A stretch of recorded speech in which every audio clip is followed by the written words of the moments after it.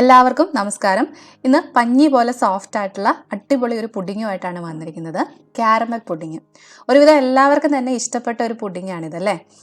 അപ്പം വളരെ എളുപ്പമാണ് ഇത് തയ്യാറാക്കി എടുക്കാൻ വേണ്ടിയിട്ട്. കുറഞ്ഞ സമയം മാത്രം മതി. നല്ല ടേസ്റ്റി ആയിട്ടുള്ള പുഡിങ്ങുമാണ്. ഇതിനു മുമ്പ് ഞാൻ വേറൊരു കാരമൽ പുഡിങ്ങിൻ്റെ റെസിപ്പി ചെയ്തിട്ടുണ്ടായിരുന്നു.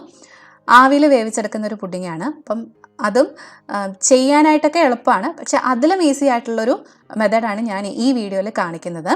അപ്പോൾ ഇതിനകത്ത് ഞാൻ സെറ്റ് ചെയ്യാൻ വേണ്ടിയിട്ട് അഗർ യൂസ് ചെയ്യുന്നുണ്ട്. അഗർ അല്ലെങ്കിൽ ചൈനാഗ്രാസ് എന്നൊക്കെ ഇതിനെ വിളിക്കും. എല്ലാ സൂപ്പർ മാർക്കറ്റിലും തന്നെ അവൈലബിൾ ആണ്. ഇതുപോലെയാണ് ഇത് ഇരിക്കുന്നത്. അപ്പം ഇതിൻ്റെ പുറകിൽ തന്നെ അതിന് ക്വാണ്ടിറ്റി ഒക്കെ പറഞ്ഞിട്ടുണ്ടാവും.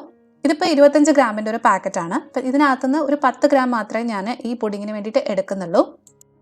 അപ്പോൾ നമുക്ക് ഈ ചൈനാഗ്രാസ് ഒരു 10 മിനിറ്റ് കുറച്ച് വെള്ളത്തിലൊന്ന് സോക്ക് ചെയ്യണം. ഒരു 3/4 കപ്പ് വെള്ളം ഞാനൊരു സോസ് പാനിലേക്ക് ഒഴിച്ചു കൊടുത്തിട്ടുണ്ട്. അതിലേക്ക് നമ്മൾ 10 ഗ്രാം ചൈനാഗ്രാസ് ഇതുപോലെ ചെറിയ കഷ്ണങ്ങളാക്കി മുറിച്ചിട്ട് ഇട്ട് കൊടുക്കാം. എന്നിട്ടൊരു 10 മിനിറ്റ് ഇതൊന്ന് മാറ്റി വെച്ചേക്കാം. അപ്പോഴത്തേക്ക് ആ ചൈനാഗ്രാസ് ആ വെള്ളത്തിലൊക്കെ ഒന്ന് കുതിർന്ന് വന്നോളും.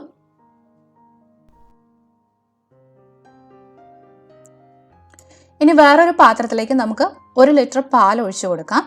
അത് അടുപ്പിലേക്ക് വെച്ച് ഒന്ന് തിളപ്പിച്ചെടുക്കണം.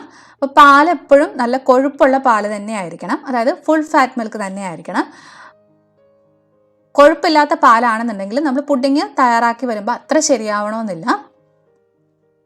ഇനി ഈ പാലിലേക്ക് ആവശ്യത്തിനുള്ള പഞ്ചസാരയും കൂടെ ചേർത്ത് കൊടുക്കണം. ഞാനിവിടെ 1 കപ്പ് പഞ്ചസാരയും കൂടെ ഇതിലേക്ക് ചേർത്ത് കൊടുക്കുന്നുണ്ട്. അപ്പം നമ്മുടെ മധുരത്തിന് ആവശ്യമായിട്ടുള്ളത് ചേർത്ത് കൊടുക്കുക കേട്ടോ.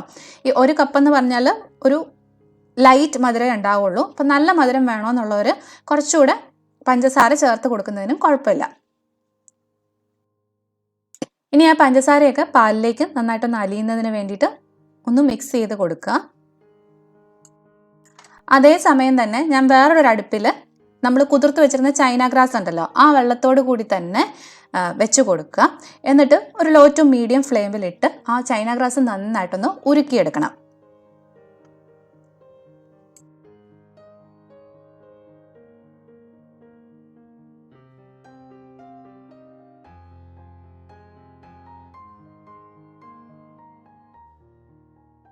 ഇത് പെട്ടെന്ന് തന്നെ നമുക്ക് ഉരുക്കിയെടുക്കാൻ വേണ്ടിയിട്ട് പറ്റും. കണ്ടോ, ഇപ്പോൾ അതെല്ലാം നന്നായിട്ട് ഉരുകി വന്നിട്ടുണ്ട്. ഇനി ഇതിനകത്ത് ശ്രദ്ധിക്കേണ്ട ഒരു കാര്യം, ഇതിന് ഇതേ ചൂട് തന്നെ നമ്മൾ മെയിൻറ്റെയിൻ ചെയ്യണം. അപ്പം തീ ഓഫ് ചെയ്ത് കഴിഞ്ഞ് കഴിഞ്ഞാൽ, അതായത് തണുത്ത് കഴിഞ്ഞാൽ പെട്ടെന്ന് ഇത് കട്ടിയായി പോകും. അപ്പം ആ ചൂട് മെയിൻറ്റെയിൻ ചെയ്യാൻ വേണ്ടിയിട്ട് ഒന്നെങ്കിൽ നമ്മൾ ഡബിൾ ബോയിൽ ചെയ്യില്ലേ, ആ രീതിയിൽ ഇത് വെച്ച് കൊടുക്കണം. അല്ലെങ്കിൽ കുറച്ച് ചൂട് വെള്ളത്തിലേക്ക് ഈ പാത്രം ഒന്ന് ഇറക്കി വെച്ച് കൊടുത്താലും മതി. അപ്പോൾ ഇത് കട്ടിയായി പോകാൻ വേണ്ടിയിട്ട് അനുവദിക്കരുത്. എനിക്ക് ഇതേ സമയം കൊണ്ട് തന്നെ പാലും തിളച്ച് വന്നിട്ടുണ്ട്. അതുകൊണ്ട് ഞാൻ ഡയറക്റ്റ് പാലിലേക്ക് ഇത് ചേർത്ത് കൊടുക്കുകയാണ് ചെയ്യുന്നത്. അപ്പോൾ ചൈനാഗ്രാസും ഞാൻ ഇതിലേക്ക് ചേർത്തിട്ടുണ്ട്. ഇനി നന്നായിട്ട് മിക്സ് ചെയ്ത് കൊടുക്കണം. ആ ചൈനാഗ്രാസ് ഒക്കെ പാലിൻ്റെ എല്ലായിടത്തേക്കും ഈവനായിട്ട് മിക്സ് ആവുന്നത് പോലെ നന്നായിട്ട് ഇളക്കി കൊടുക്കണം. അപ്പോൾ 1-2 മിനിറ്റും കൂടെ പാല് നന്നായിട്ടൊന്ന് ഇളക്കി കൊടുത്തതിന് ശേഷം നമുക്ക് തീ ഓഫ് ചെയ്യാം.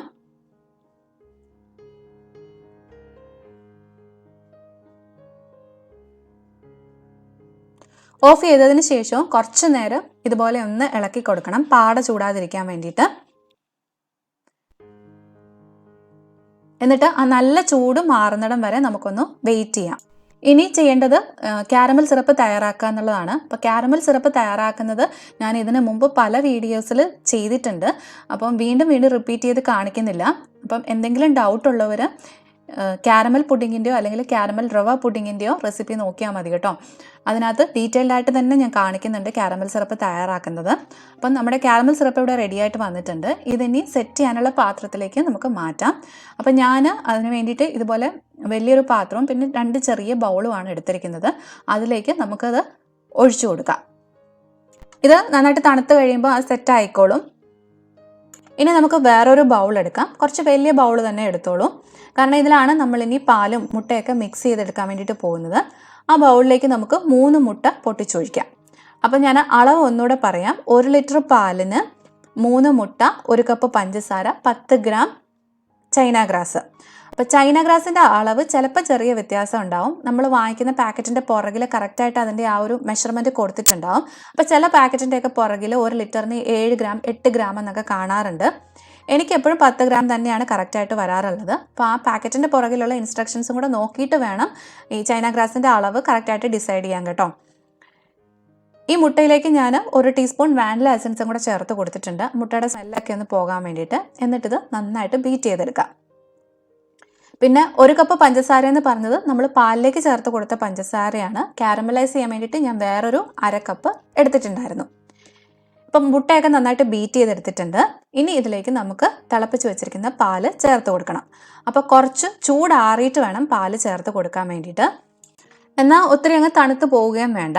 പിന്നെ ഒഴിച്ചു കൊടുക്കുമ്പോൾ ശ്രദ്ധിക്കേണ്ടത് എപ്പോഴും മുട്ടയിലേക്ക് വേണം പാൽ ഒഴിച്ചു കൊടുക്കാൻ വേണ്ടിയിട്ട്. പാലിലേക്ക് നമ്മൾ മുട്ട ചേർത്ത് കൊടുത്തു കഴിഞ്ഞാൽ പാലിന് ചൂടുണ്ടെന്നുണ്ടെങ്കിൽ മുട്ട പെട്ടെന്ന് കുക്കായതുപോലെ വരും.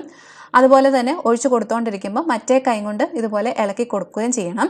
പിന്നെ ഒരുപാട് ചൂടോടുകൂടി പാൽ ഒഴിക്കരുത്, അപ്പോഴും മുട്ട കുക്കായി പോകാനായിട്ട് ചാൻസ് ഉണ്ട്. ഇതെല്ലാം കൂടെ നന്നായിട്ടൊന്ന് മിക്സ് ചെയ്തെടുക്കാം. അപ്പോൾ ഈ സമയം കൊണ്ട് നമ്മൾ കാരമൽ സിറപ്പ് സെറ്റ് ചെയ്യാൻ വെച്ചിരുന്നതൊക്കെ സെറ്റായിട്ടുണ്ട്. അതിലേക്ക് നമുക്കിനി ഈ പാലിൻ്റെയും മുട്ടയുടെയും കൂടെ മിക്സ് ഒഴിച്ചു കൊടുക്കാം. ഒഴിച്ചു കൊടുക്കുമ്പോൾ ഒന്ന് അരിച്ചിട്ട് ഒഴിച്ചു കൊടുക്കുക.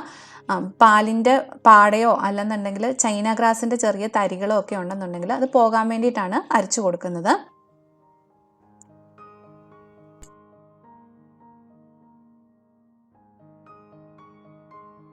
ഇപ്പോൾ ആ 3 ബൗളിലേക്ക് ഞാൻ ആ പുഡിങ്ങിൻ്റെ മിക്സ് ഒഴിച്ചു കൊടുത്തിട്ടുണ്ട്. ഇനി ഇത് നന്നായിട്ട് തണുത്ത് റൂം ടെമ്പറേച്ചറിലേക്ക് ആയി കഴിയുമ്പോൾ നമുക്ക് ഫ്രിഡ്ജിലേക്ക് വെച്ച് കൊടുക്കാം. 2 മണിക്കൂർ ഫ്രിഡ്ജിൽ വെച്ച് കൊടുത്ത് ഒന്ന് സെറ്റ് ചെയ്തെടുക്കണം. ഫ്രിഡ്ജിലാണ് വെക്കേണ്ടത്, ഫ്രീസറിലല്ല.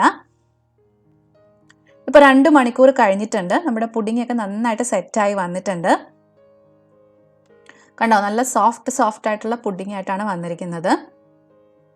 അപ്പോൾ ഇതിൽ ഒരെണ്ണം ഞാനൊന്ന് ഡീമോൾഡ് ചെയ്ത് കാണിച്ചു തരാം.